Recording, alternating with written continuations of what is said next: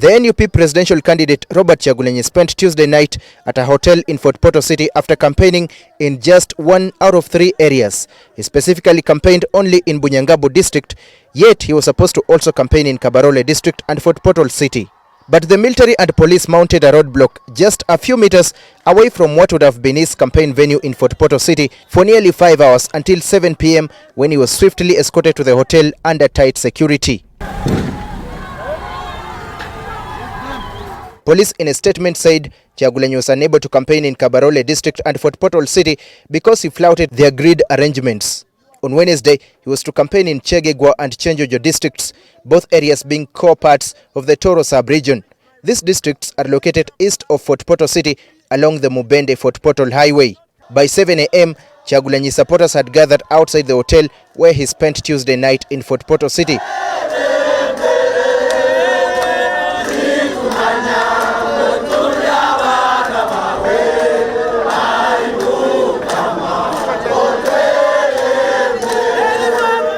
The roads leading to the hotel were blocked by military trucks, while armed policemen and soldiers were seen patrolling the area. Before setting off for Kyegegwa and Kyenjojo districts to campaign, Kyagulanyi held a press briefing. He claimed some of his supporters were arrested following the Tuesday standoff with security. We even condemn the fact that the Electoral Commission has remained silent about these injustices. According to the Electoral Commission program and according to the program of the campaigns, we are supposed to campaign in the cities. We are supposed to speak to the people, but the police always blocks us from using the main roads because they know we have so many supporters and they always stand on the sides of the road, which has no problem whatsoever, morally and legally. He said the suffering he has faced due to security's actions has made him even more resilient and determined to win the hearts of Ugandan voters, even as he seeks to unseat President Museveni on his second attempt. We shall not be reduced to criminality.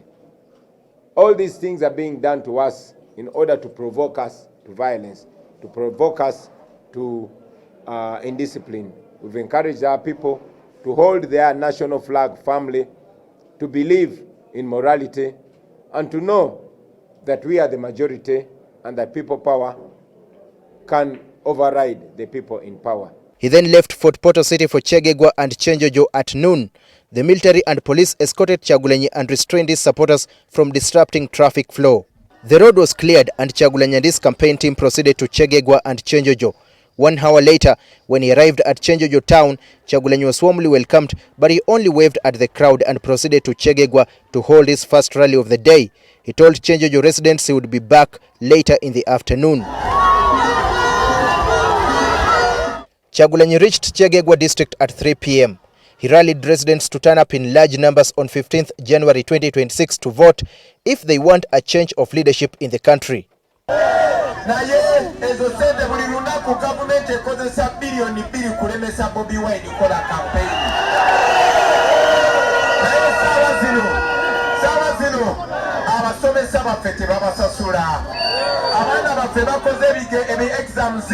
Nayanga tebasomye kubanga basomesa tebabasasula mu malwaliro tewaliyo ddagala ne buli lunaku bakubatiya gasi wa milioni na milioni na milioni.